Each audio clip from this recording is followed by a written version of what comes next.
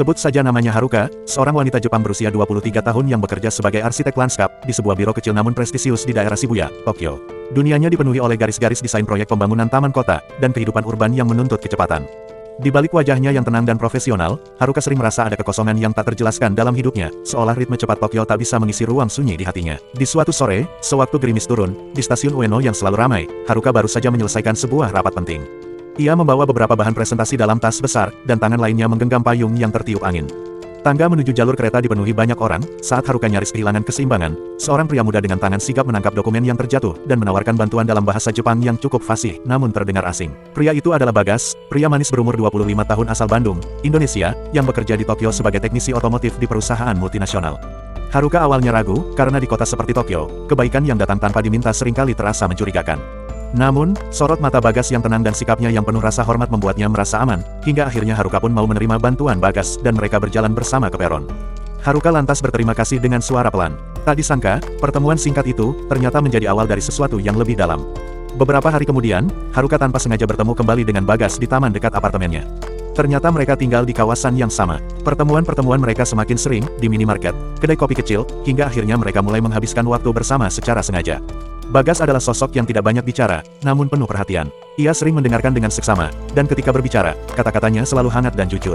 Hal itu membuat Haruka merasa dihargai dengan cara yang berbeda. Seiring berjalannya waktu, Haruka merasakan sesuatu tumbuh dalam dirinya. Sebuah perasaan yang tenang namun mengakar kuat. Ia jatuh cinta, bukan hanya pada Bagas sebagai sosok, tapi pada caranya memperlakukan hidup, manusia, dan nilai-nilai yang ia pegang. Bagas tidak seperti pria Jepang yang biasa Haruka kenal, ia penuh kelembutan, tetapi juga tangguh. Ketika Haruka bertanya dari mana semua itu berasal, Bagas hanya menjawab, dari iman dan keyakinannya saja. Semakin mereka jalan bareng dan mengenal lebih dekat satu sama lain, akhirnya mereka pun jadian. Pada suatu malam yang hening, di taman yang sama tempat mereka sering duduk, Haruka memberanikan diri bertanya pada Bagas, "Bagas, apa kau akan tinggal di Jepang selamanya?" Bagas menunduk sejenak. "Kontrak kerjaku berakhir tahun ini, dan setelah itu aku akan pulang ke Indonesia." "Aku harus kembali," ucap Bagas. Seperti ada batu yang menghantam dada Haruka. Ia tahu momen itu akan datang, tapi mendengarnya langsung membuat segalanya lebih nyata.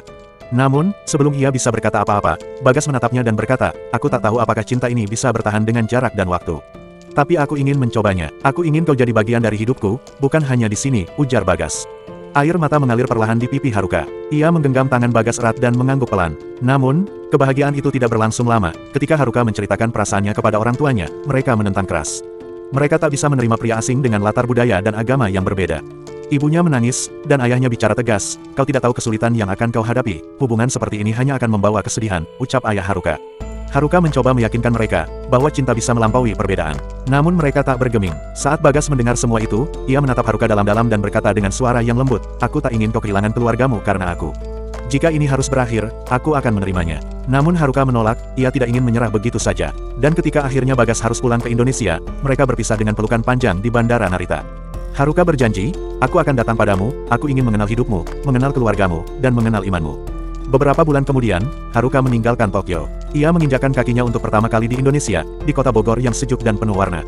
Bagas menyambutnya dengan mata berkaca. Di sanalah Haruka mulai mengenal Islam, bukan melalui dakwah atau paksaan, tapi lewat keseharian dan akhlak sederhana yang ditunjukkan oleh keluarga Bagas.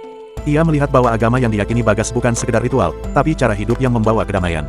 Ia mulai belajar, membaca, bertanya, dan merenung, sampai akhirnya di suatu pagi, Haruka mengucapkan 2 kalimat syahadat dengan hati yang mantap.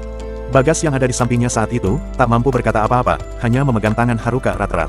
5 bulan setelahnya, mereka pun menikah, disaksikan oleh teman-teman dan tetangganya. Keluarga Haruka yang awalnya dulu sempat menolak, perlahan mulai luluh, ketika melihat kegigihan putri mereka dan cinta yang begitu tulus terpancar dari wajah pasangan itu. Kini, dengan nama baru, Aisyah Haruka, ia melangkah dalam babak hidup yang berbeda. Bukan sebagai wanita Jepang yang kehilangan arah, tapi sebagai perempuan yang telah menemukan cahaya dalam cinta dan dalam keyakinan. "Terima kasih Bagas, karena telah menunjukkan padaku, jalan yang tak pernah kuperkirakan akan kutempuh," bisik Haruka dalam hatinya.